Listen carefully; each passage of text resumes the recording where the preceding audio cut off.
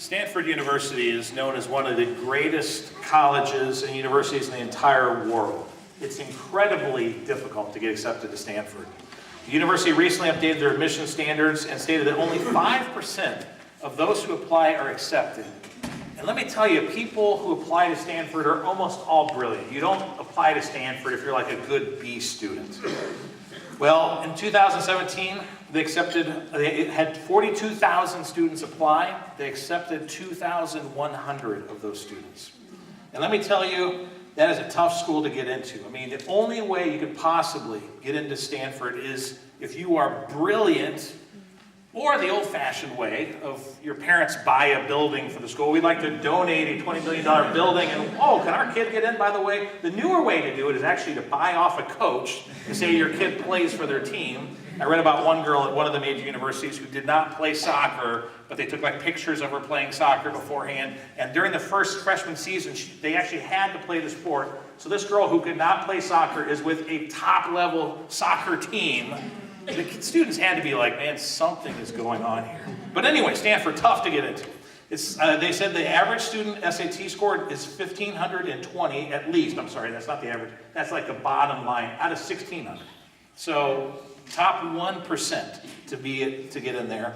Said the GPA needs to be at least a 4.18 out of the 4.0 scale, which doesn't make any sense, but that's how it works. Some of you understand that. They also say your robust resume should include extracurricular activities, leadership qualities, references, and recommendations. And for all of this work, you get to go to Stanford and give them over $70,000 a year. But here's the thing, if you want to go to Stanford, you can't be good, you need to be almost perfect. Life teaches us if we want to succeed, we'd better be close to perfect. We'd better do things right all the time. That's how the world runs. It does not run on grace. Lily Baltrip is a good bus driver. In fact, according to the Fort Worth Star-Telegram, the Houston School District nominated her for a Safe Driving Award. Her colleagues trusted her so much that the bus ride to the award ceremony, she was the driver. Unfortunately, she turned a corner too sharply and flipped the bus, sending 16 of them, including herself, to the hospital emergency room for minor treatment. Did Lily get her award? No. Award committees operate on the principle of you need to do this. They do not operate on grace. And so she did not get it.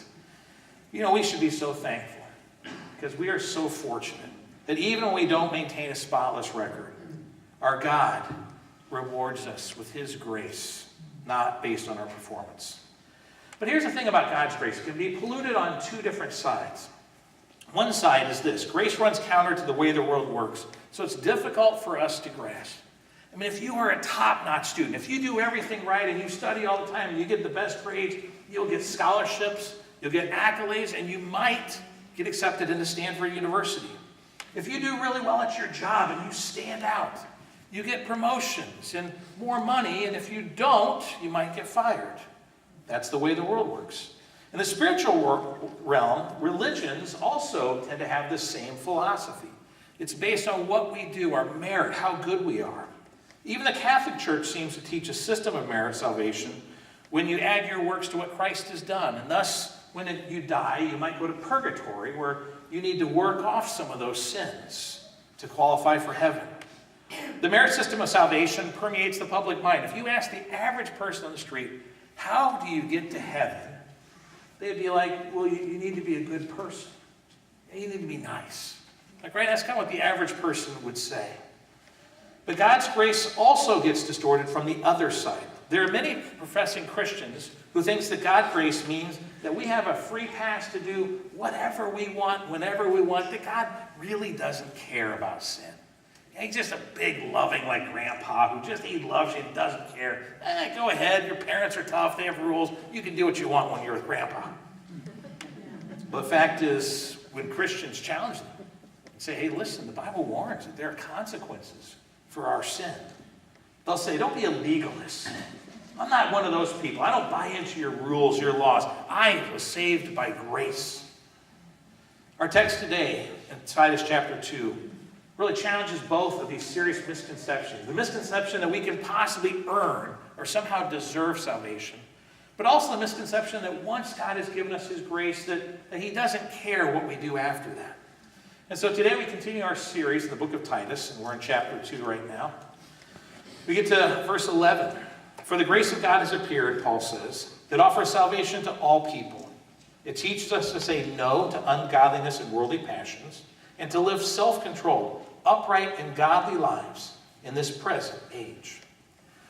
Now, verses 11 through 14, we're only seeing half of this. It's actually one sentence in the Greek. Paul wrote really long sentences. It was more common back there then. The more scholarly, the longer the sentences. But all this is one kind of great big theme and thought about what Christ has done. Now, he says that for the grace of God has appeared. And here he's referring to Jesus Christ coming. When Jesus appeared, God's grace was revealed through him. You know, God could have sent his son to condemn us. He could have sent Jesus to judge us. But John 3:17, the verse after the famous John 3:16, for God so loved the world, verse 17 tells us this, for God did not send his son into the world to condemn the world, but to save the world through him. Now, grace in simple terms is God's unmerited favor. Deb and I were talking about this yesterday. She has a friend down in Florida that she was sharing some, and this woman has gotten to know some Christians at her work. She's not a believer. And she's like, they just can't seem to explain grace to me. Like, what is it? So, again, it's God's unmerited favor. Someone has explained it as this acronym you hear. God's riches at Christ's expense. That's what grace is. Grace is being given not what we deserve, but what we need. Philip Yancey calls grace God's new math. He writes, instead of earning wages, God dispenses gifts. It's not according to merit or fairness, because if that were the case, we would all end up in hell. If you work an 8-hour day and you do your job faithfully as you've been told to do, at the end of the day, you're paid a wage, and that wage is something that you've earned. When a person competes with an opponent, receives a trophy for their performance, that's a prize that they have earned. When a person receives appropriate recognition for long-term achievements, they're given an award because of what they've done. But when a person is not capable of earning a wage, of winning a prize, of deserving an award, yet receives such a gift anyway, that is the picture of God's unmerited favor. That is what grace looks like. So this is what we mean. Now, the word appeared here in verse 11 is the Greek word epiphany, from which we derive our English word. You don't want to guess, and you kind of Greek people. Epiphany. Some of you, boy, your Greek is excellent. Yes, we get the same word. Epiphany is the same in English and Greek, spelled differently. But it's this idea of something that suddenly appears, something that becomes visible. New Testament scholar Edmund Hibbert writes, it conveys the image of grace suddenly breaking in on our moral darkness, like the rising sun. We don't go out and get grace. God brings it to us. Kind of like this morning when Sophia saw that morning sunrise. Probably didn't want to be up early enough to see it, but she was. And there, God in his glory. That's the idea. Jesus appeared and God's glory was revealed. Here at Titus, when Paul says that the grace of God has appeared, he means that Christ offers salvation to all who received him. It says here to all people. Now, what does that mean exactly? Well, in context, if you remember the passages that have come before this, the previous sermons, we talked to women and to men and then to slaves. And so he's really kind of hit the scope of society, younger women, younger men, older men, the slaves. What he's really saying is that God's grace is available to all types of people, including even those the world despises, the slaves. No one is beyond the reach of God's grace. No one is too far gone if they will turn back to him, that they cannot receive it. And that's the good news, that there's no sinner too far away from him, that if they'll come humbly, that Jesus will not accept them. Just 506 months ago, a young monk named Martin Luther pounded a document into the church in Wittenberg, Germany. Back at that time, young scholars, or older scholars too, they would post their thoughts, their thesis, there on the door for people to read. And Martin Luther had been reading the book of Romans, book of Titus, and other passages, and he came up with this conclusion, that we are made right with God by the act of grace, not by works that we can do. We don't deserve it. We can never earn it. At that time, the church was selling indulgences where people could sin, and if you gave enough money, You could basically live your life the way you wanted and supposedly buy your way to heaven. Luther says, no, it's only by God's grace. We can't earn it or do anything to deserve it. Someone said you can't borrow, bribe, or barter for it because it's a free gift. Salvation is by grace, otherwise God would not get the glory. Now, verse 12 then, we're told here that it teaches us. And this word teaches literally means child training. So this is not just like an older scholar teaching a younger. This is the idea of with your children. You teach them, but you train them, and you correct them, and you rebuke them, and you discipline them. The idea is that it helps to make us the kind of person we're supposed to be. It's a process that begins at salvation, and it continues until we stand before the Lord. But no, grace does not mean hang loose and do whatever you want. God doesn't care, because that's not what it is. Rather, grace trains us, it disciplines us, it instructs us in how we should live for God. And so Paul says this includes saying no to ungodliness here in verse 12. Ungodliness refers to ignoring God, to doing our own thing. Sometimes the ungodly person is someone who's truly evil. Sometimes they're just someone who's too busy to pay attention to God.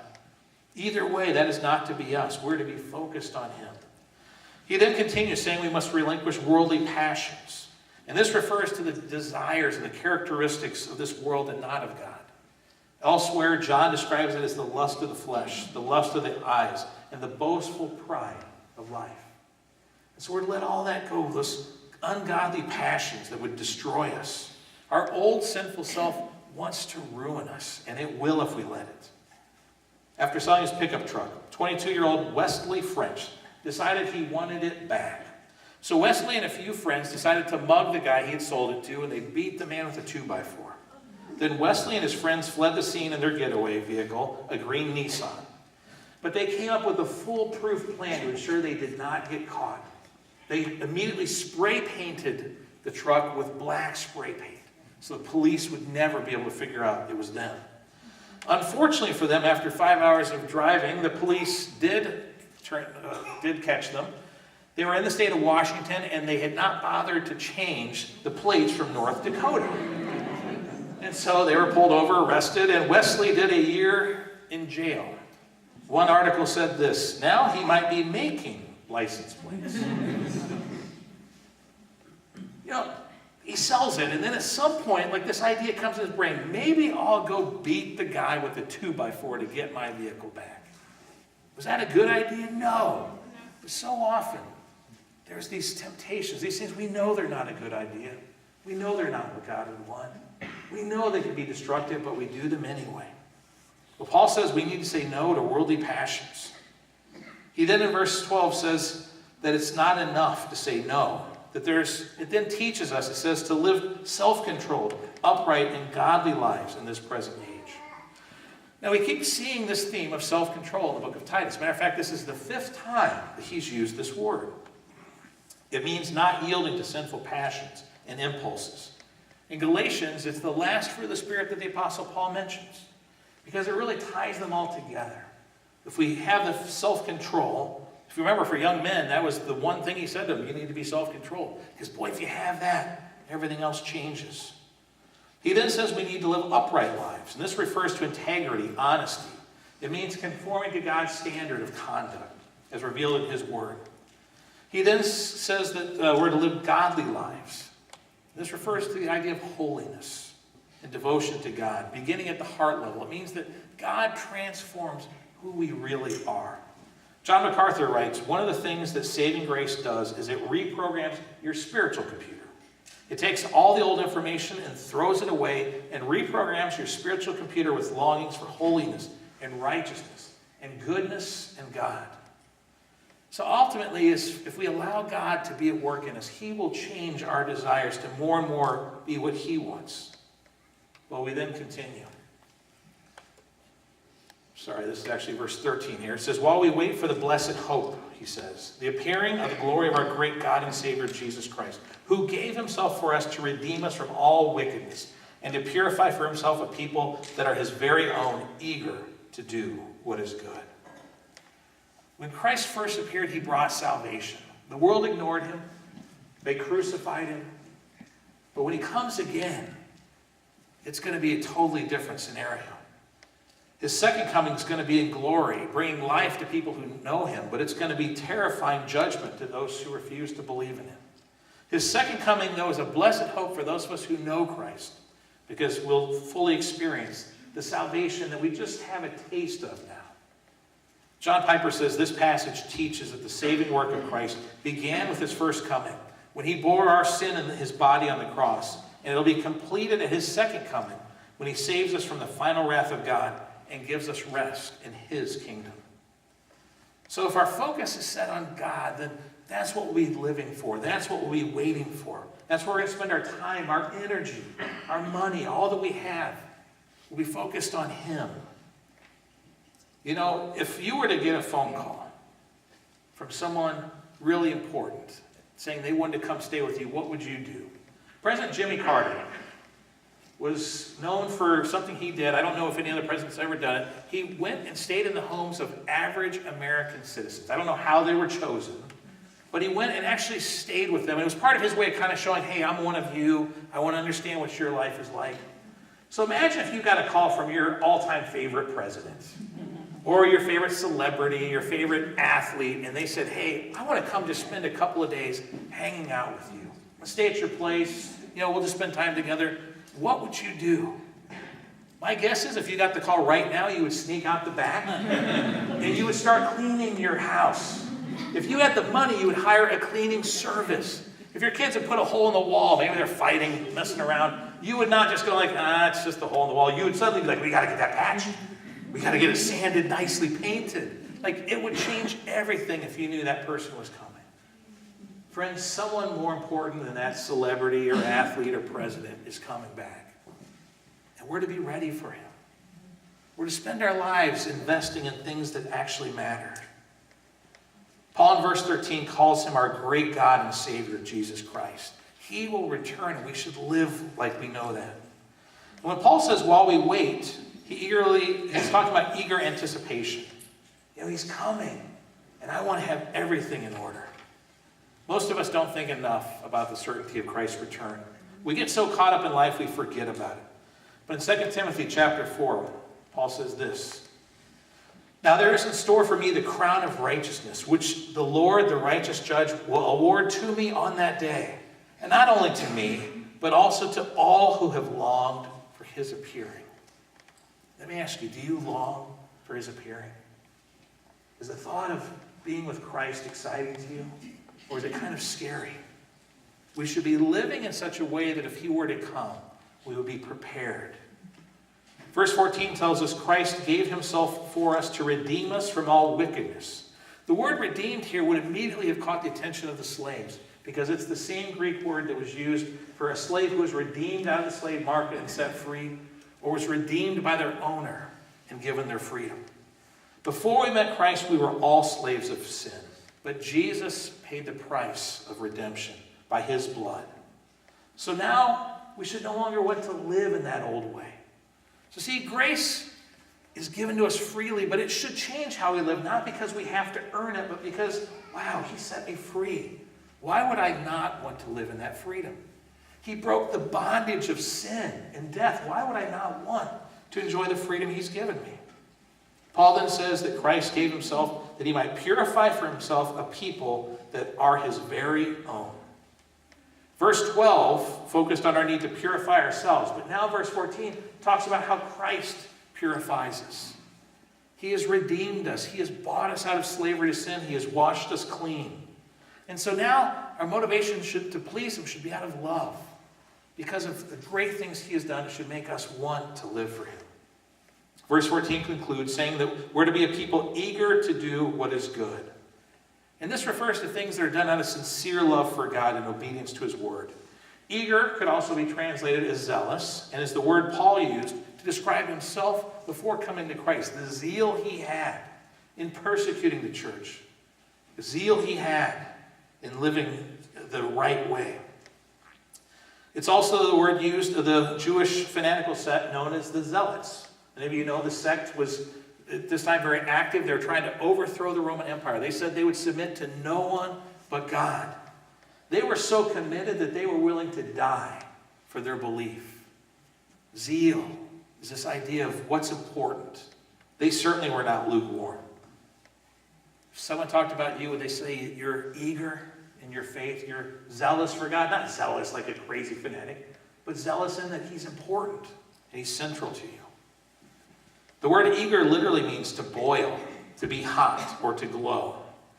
You know, citizens of heaven, we're to be lights for God. We're to be on fire for him in a way that the world sees. We're to burn hot with a passion for Christ. You know, we can lament the fact our country looks more and more like Crete did every day.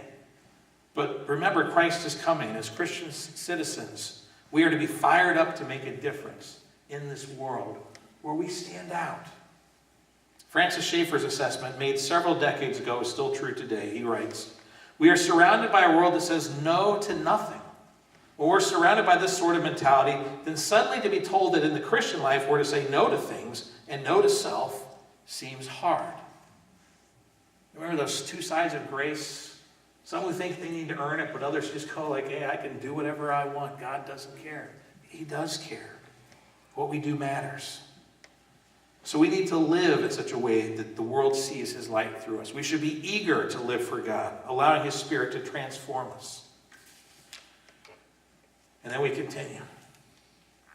Paul writes in chapter 3, "Remind the people to be subject to rulers and authorities, to be obedient, to be ready to do whatever is good, to slander no one, to be peaceable and considerate, and always to be gentle toward everyone." It starts out by saying, remind the people. Remind them because it's something that's easy to forget. You know, as I get older, my memory is not nearly as good as it used to be. I mean, when I was in college, now I was not in like your math courses where you had to use formulas. I was in the humanities, and you memorize things. And I could just, like, if they gave a definition, like, I would know it word for word. So on the test, when they give the multiple choice and try to trick you with one of them, like I had it completely word for word memorized. If I took those same tests nowadays and had to study for them, I'd be in real trouble. Because my memory is not what it once was. And that's why I'm so thankful for my cell phone. You know, nowadays you can put these calendars on your phone. They're amazing. If you do not use them, you got to take the time, figure it out. It is awesome. Like when it's my mother's birthday. A week before I have it set, a week before my mother's birthday, come up, ding, mother's birthday, 1 week. Ooh, I need to get a card. She lives in Arizona. It's going to take a while. I need to do that. And I also have it remind me about 4 days before, because I know there's a good chance I'll go like, ooh, I need to do that. And I probably didn't do that. And so 4 days before, I go like, I got to get it now, and I have to get it in the mail today. And then the day of, ding, it reminds me, give mom a call because it's her birthday. You know, it's such a great thing. Like for guys, for your wife, for her birthday, like it's something you want to put in your calendar, right? Because if you don't remember her birthday, you're going to be in trouble, right? Yes, I've done it. I know. I'm not kidding. I wish I was. A few years ago, my wife is birthdays, neither of us are big on them. Neither of us are like, yeah, get us big gifts. But I totally forgot. And it was not good. Like, my wife is really easy to live with, but it was not a pleasant day for Mark. And it might have come up a couple of times later. Maybe more than a couple of times. So I will never, ever do that again as long as my cell phone does not forget to remind me. Because now her birthday is in my cell phone also. Remind is what Paul says. He's reminding them of something they've already heard. These are things they should know. But we all forget so easily. You know, often you hear a sermon and you go like, I've already heard that before. Yeah, but you need to be reminded of it. You're reading a passage of the Bible, but you need to be reminded of that. Because so often we forget.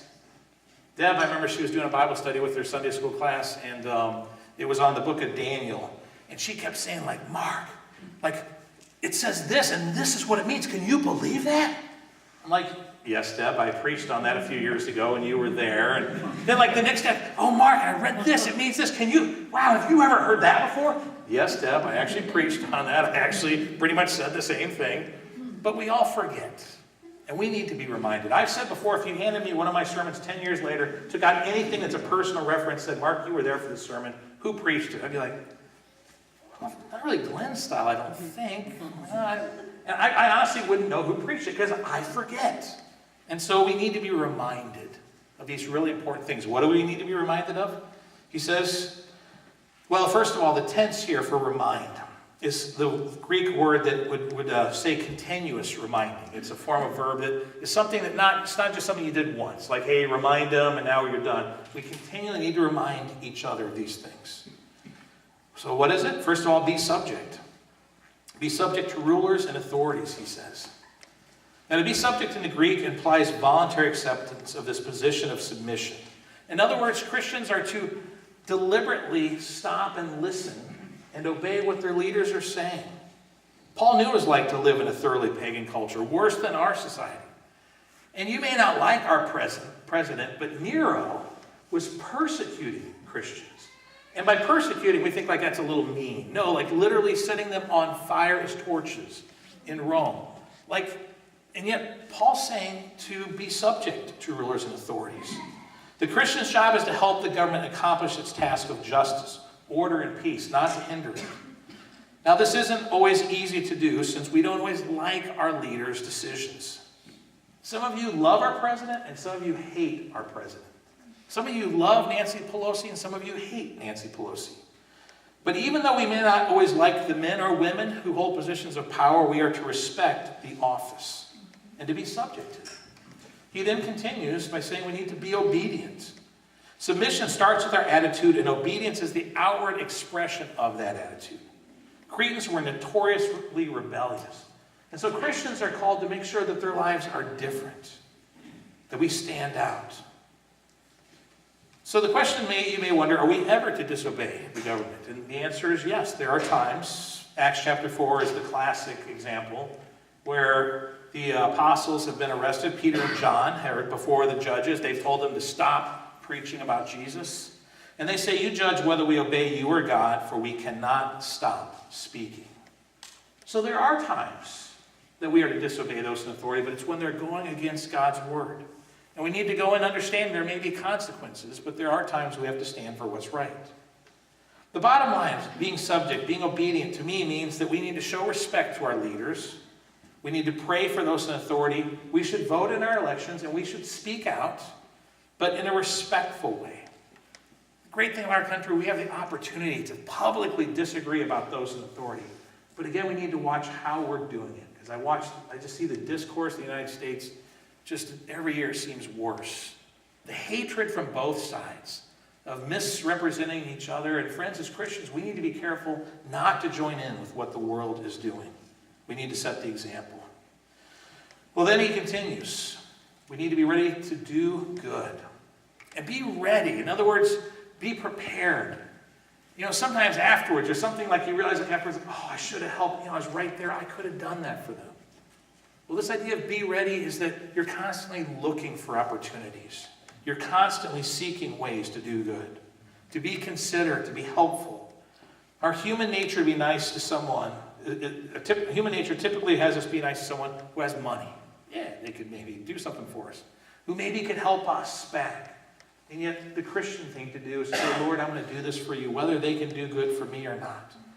John Wesley had this rule for his life. He says, do all the good you can, by all the means you can, in all the ways you can, in all the places you can, at all the times you can, to all the people you can, as long as ever you can.